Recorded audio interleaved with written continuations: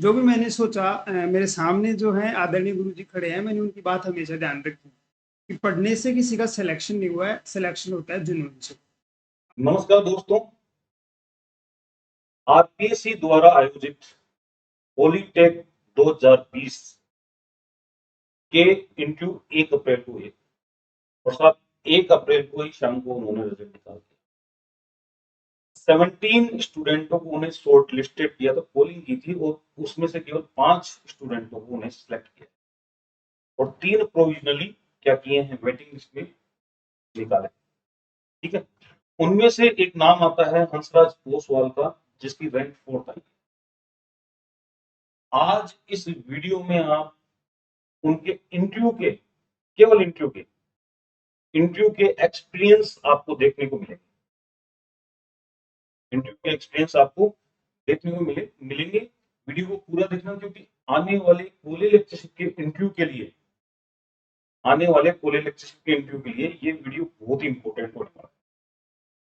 ठीक है, अब थोड़ा सा हंसराज के बारे में मैं आपको बताता हूँ कि हंसराज की मेरी मुलाकात जो हुई थी वो तीसरे सेक्शन में हुई थी, यानी कि 2013 में मैं यहाँ आया था जयपुर, 14-15 में हुई थी, जब ये बीएससी सेकेंड ईयर था, 3rd ईयर में था। तो फिजिकल थोड़ा सा क्या था, इसका वीक था, उसके लिए ग्रेजुएशन में ये कोशिश कर रहा था कि ये कोचिंग वगैरह करे, लेकिन उस टाइम पे इसका सिस्टम बैठा नहीं था। वो पता नहीं क्यों नहीं बैठा था, मैंने भी चर्चा नहीं की थी। डिस्टेंस थोड़ा सा मेजर कर रहा था शायद। फिर उसके बाद एमएससी एंट्रेंस में कॉन्टेक्ट में आया और एमएससी एंट्रेंस के बैच के ड्यूरेशन में मेरे को पता लग गया था कि ये बंदा लंबा जाएगा। इसका ये 2 भाई हैं, हंसराज और कृष्ण, है ना। ये दोनों के दोनों भाई हैं और ये मेरे को धुरेंद्र और रिंकू की याद दिलाते हैं। वो भी ऐसे थे, हालांकि वो सेट हो गए, इनको सेट होना बाकी है। वो सवाल सेटल्ड है एमपी में, असिस्टेंट प्रोफेसर। और कृष्णा जी यहाँ राजस्थान यूनिवर्सिटी से अभी पीएचडी कर रहे हैं, राइटिंग का काम चल रहा है। वो दोनों बंदे टैलेंटेड है, नो डाउट।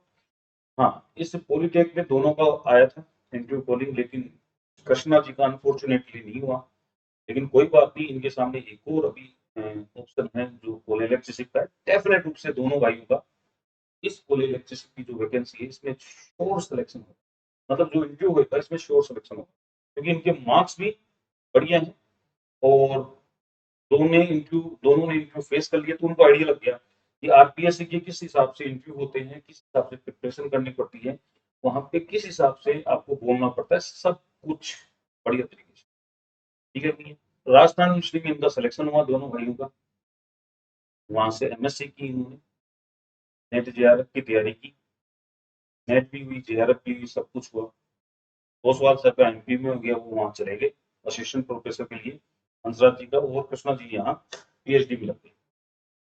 ठीक है, उसके बाद से रेगुलर, जब ये कोले लेक्चर की वैकेंसी आई थी, तब से रेगुलर दोनों भाई मेरे टच में हैं और अपने जो बूस्टर बैच थे उनमें भी इन्वॉल्व थे। ठीक है, नहीं है तो जब रिसेंटली मेरे को हाथों हाथ 1 तारीख को रात को पता लग गया था, तो ओसवाल को मैंने कहा कि भाई सिलेक्शन हो गया तेरा, बधाई हो। बोले सर कल आऊंगा आपसे मिलने के लिए। तो यहाँ पे काफी लेट तक बच्चे बैठे रहते हैं, पढ़ते रहते हैं। उन्होंने बोला सर कौन, हंसराज सर। बोले सर हम थोड़ा सा स्वागत वगैरह करेंगे। कर लेना है स्वागत, कौन मना कर रहा है। ठीक है, नहीं तो हंसराज सर का यहाँ पे स्वागत किया गया। पॉलीटेक वो क्यों है यार, वो भी होता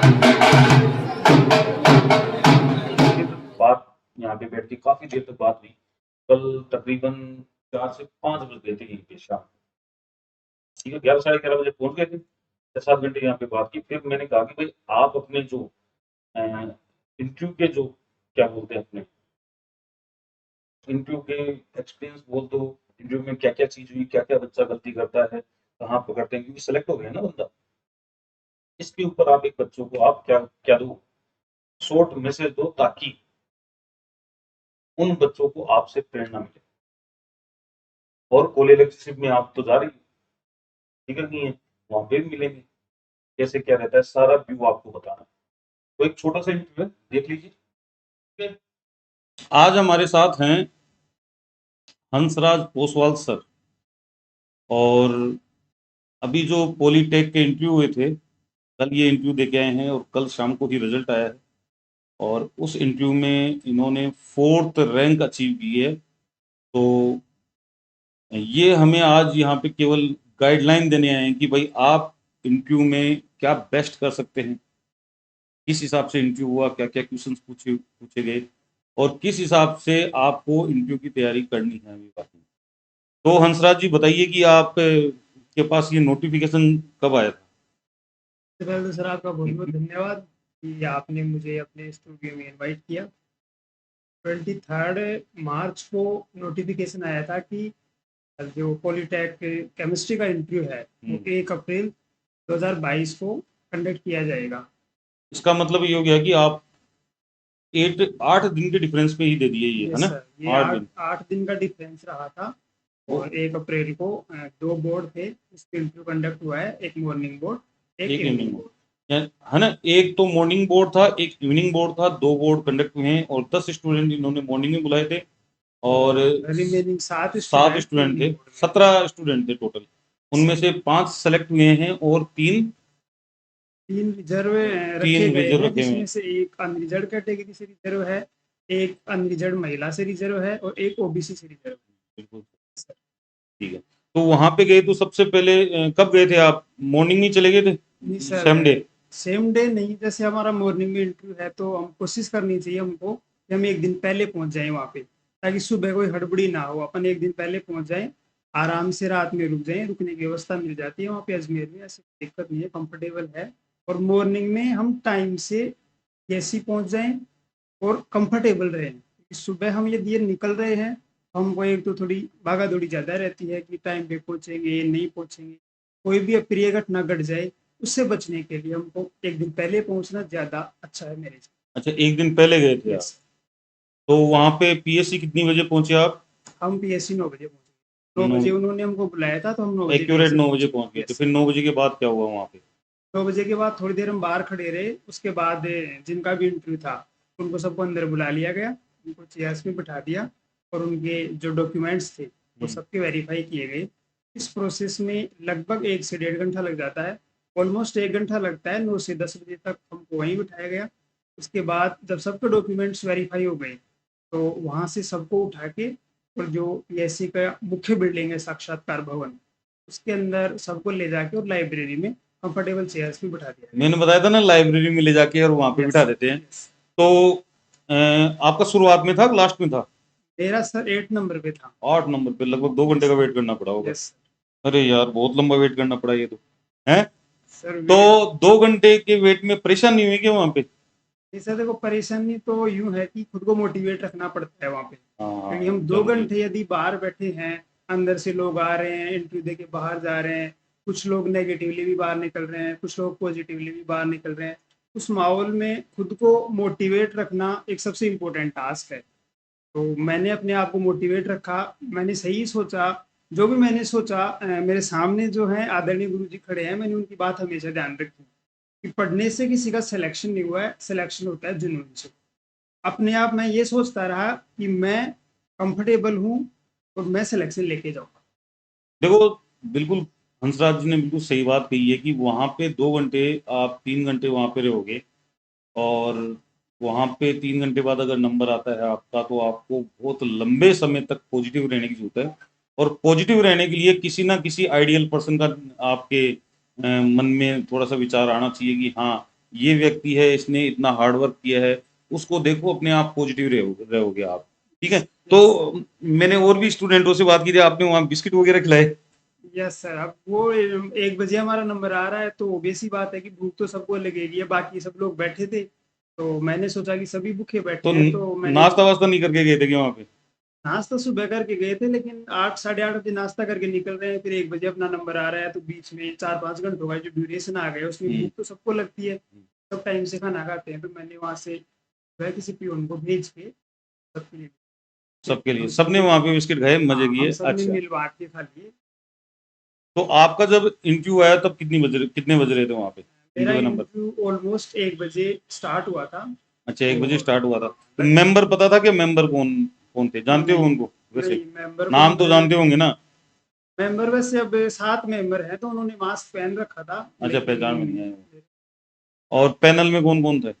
पैनल में एक यूनिवर्सिटी से मैम थे और एक एमएनआईटी से। MNID से। बहुत बढ़िया बात की।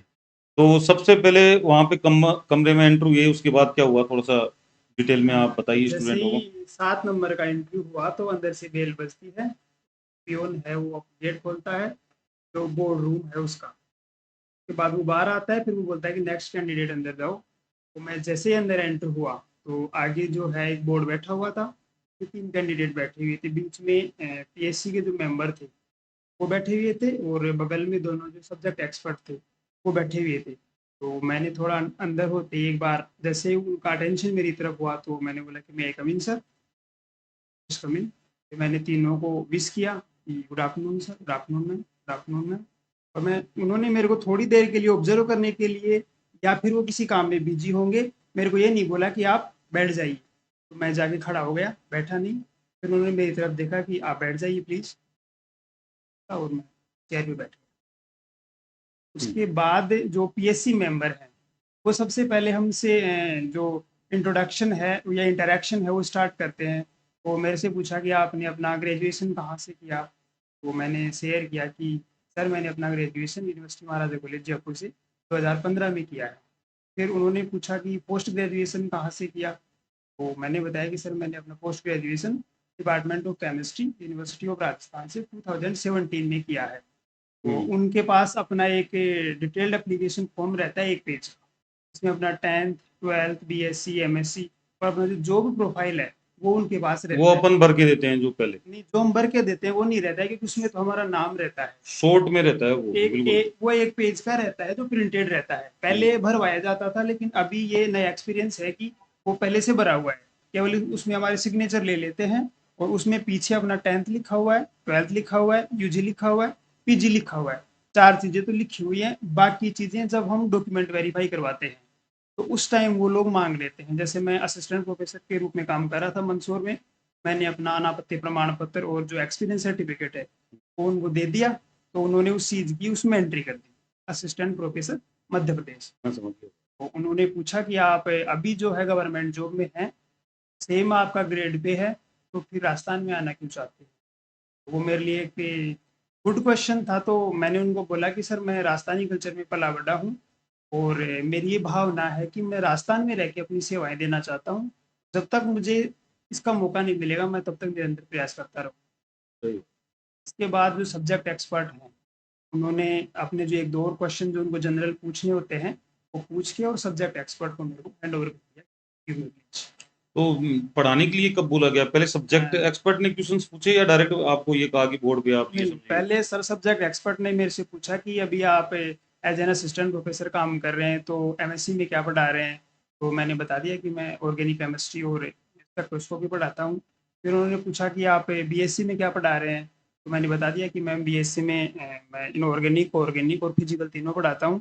तो फिर उन्होंने नेक्स्ट क्वेश्चन किया कि अभी क्या पढ़ा के आए हो। तो मैंने बताया कि अभी मैंने IR स्पेक्ट्रोस्कोपी पढ़ाई। फिर मेरे से जो पूछा कि फंडामेंटल वाइब्रेशंस क्या होते हैं, डिग्री ऑफ फ्रीडम क्या होता है और मोड ऑफ वाइब्रेशंस कौन से होते हैं।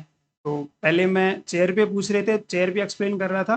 फिर उन्होंने बोला कि आप बोर्ड पे बताइए, बच्चों को कैसे बताएंगे।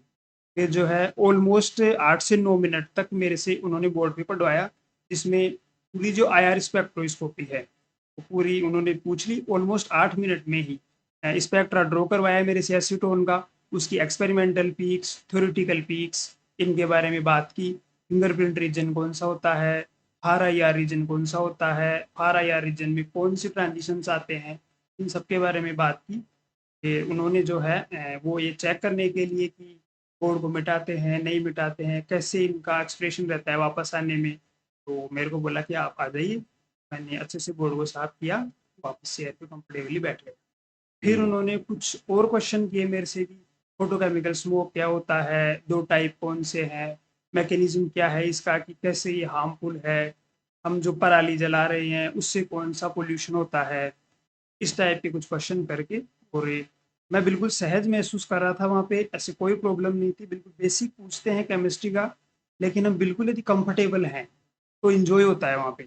इन्जॉयमेंट बहुत अच्छा था। मेंबर्स जो थे वो बिल्कुल हंस के क्वेश्चन पूछ रहे थे, मैं भी हंस के जवाब दे रहा था। के बाद में जो मेंबर थे उन्होंने कहा कि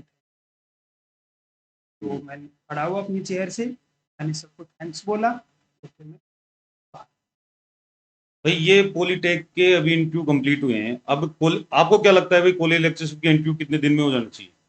अब सर जिस हिसाब से बाकी सब्जेक्ट्स की इंटू डेट्स निकल रही हैं तो अप्रैल लास्ट या मई स्टार्टिंग में मेरे हिसाब से हो जानी चाहिए, यदि कुछ इशू क्रिएट नहीं हुआ तो, क्योंकि अभी तेजी से इंटू डेट सबके आ रहे हैं। तो मोस्ट प्रोबेबली अप्रैल लास्ट या मई स्टार्टिंग में। तो भैया जो कॉलेज लेक्चरशिप की तैयारी कर रहे हैं अपने कॉलेज एजुकेशन में असिस्टेंट प्रोफेसर की, उनसे रिक्वेस्ट है कि वो कमर कस लें, क्योंकि यहाँ पे आपके 3 दिन में इंटरव्यू निपट जाएंगे और तीसरे दिन जिस दिन लास्ट इंटरव्यू होगा उसी की रात को आपका रिजल्ट अपलोड कर दिया जाएगा। हाँ, ये सबसे ये इम्पोर्टेंट सबसे बात इम्पोर्टेंट है हो गया कि इस बार। उसी जिस दिन हम हमारा इंटरव्यू कंप्लीट हो रहा है, आप यकीन मानिए कि उसी दिन हमारा जो रिजल्ट है वो डिक्लेयर कर दिया जाएगा। हाँ, भले से रात के 8 बजे 9 बजे साइट पे रिजल्ट आ जाता है। ये अभी का ट्रेंड चल रहा है पीएससी का कि सबका जो रिजल्ट है वो सेम डे, जिस दिन लास्ट इंटरव्यू रहता है उसी दिन रिजल्ट आ जाता है। तो छोटी छोटी बातें हैं, बहुत बेसिक बेसिक बातें पूछी हैं, इसलिए आप ज्यादा गहराई में न उतरें, बिल्कुल बेसिक बातें ही तैयार करें, ठीक है कि नहीं है? और मैं छोटी सी बात कहना चाहूंगा कि जो अपने आप भी कॉलेज लेक्चरशिप का इंटरव्यू दोगे, दोबारा जाओगे आप पीएससी, तो जो इस इंटरव्यू में जो आपकी कमियां रही या कुछ भी मान लो एक्स वाई जेड, वो आप किस नजर से देखोगे, किस हिसाब से बच्चों को बताओगे कि वो गलतियां जो है आप न करो, इनको टॉलरेट कैसे किया जाए? नहीं, देखिए, एक तो फिक्स है कि वो अपना कॉन्फिडेंस चेक करने के लिए वहाँ पे कुछ भी बात ऐसी बोलते हैं कि ये श्योर है या नहीं है। जैसे जब मैंने IR स्पेक्ट्रा ड्रॉ किया था तो मैंने नीचे वेव नंबर लिखा था, तो मैम ने मेरे से पूछा कि यहाँ वेव नंबर ही होता है? कहा कि यस मैम। आप श्योर हैं? तो मैंने कंफर्टेबली कहा कि यस मैम, मैं श्योर हूँ, यहाँ पे वेव नंबर ही होता है। वो ये चेक करते हैं कि इन्होंने ऐसे गलती से तो नहीं लिखा है, या इनको श्योर है या नहीं है ये कि यही होता है, अपनी बात से बदल तो नहीं रहे हैं। कहा कि नहीं मैम, मैं श्योर हूँ कि अभी वो नंबर ही होता बिल्कुल लॉजिकल तरीके से सर का इंटरव्यू हुआ है और बहुत ही खुशी है मेरे को कि इनका सिलेक्शन हुआ है, 4th रैंक इन्होंने अचीव की है, ठीक है कि नहीं है? इसको माइंड मत करना कि भाई कि ये अरुण सर ने सिलेक्शन किया है, कहीं से भी पढ़े बच्चे का सिलेक्शन होना चाहिए। और ओसवाल सर ने इतना बहुमूल्य टाइम निकाला है, इनको कहाँ जाना था, MP जाना था इनको, बहुमूल्य टाइम निकाला है केवल आप लोगों की वजह से। मैंने रिक्वेस्ट की है इनसे कि आप आइए, आप बताइए कि इंटरव्यू में क्या क्या आपने चीजें, हालांकि और भी कईयों से कहा है लेकिन इग्नोर कर रहे हैं वो, शायद पोसवाल सर का वीडियो देखने के बाद वो राह खुले कि आपको और भी बढ़िया तरीके से इंटरव्यू के लिए आपको गाइडलाइन मिले। तो पोसवाल सर पॉजिटिव रहने के लिए कोई बात कहोगे आप? है। ये सर पॉजिटिव रहने के लिए यही है कि यदि हमारा इंटरव्यू स्टार्टिंग में ही हो जाता है, पहले तो हम सब लोग साथ ही बैठे रहते हैं, तो जिसका स्टार्टिंग में हो गया वो तो इंटरव्यू दे के निकल जाते हैं। लेकिन जिनका बाद में इंटरव्यू रहता है वो वहाँ बैठे बैठे, हम जब हम एक तरीके से फ्री बैठे हैं तो कई टाइप के जो थॉट्स हैं वो अपने अंदर आते हैं। तो हम यही ध्यान रखें कि जिस चीज़ से हमको पॉजिटिविटी मिले, आप पहले से ही उस चीज़ का थोड़ा सा शॉर्टिंग करके रखें, कौन सी चीज़ मुझे पॉजिटिविटी देती है और कौन सी चीज़ मुझे नेगेटिविटी देती है। मैं प्लीज़ आप सभी से रिक्वेस्ट करूंगा कि जिन चीज़ों से आप नेगेटिव होते हैं, कम से कम जिस दिन आपका इंटरव्यू है उस दिन उनको माइंड में मत लाइए। आप बाद में क्या करते हैं कोई इंपॉर्टेंट नहीं है, लेकिन जिस दिन आपका इंटरव्यू है, क्योंकि यदि आपको मौका मिला है तो मैं तो यही दुआ करूंगा कि जिसको मौका मिला है वो सिलेक्शन लेके आए यार PSC से। सीधा सीधा फंडा, सिलेक्शन पढ़ने से नहीं होता, जिद जोश जुनून बनाए रखने से यस। होता है। All the best. Thank you.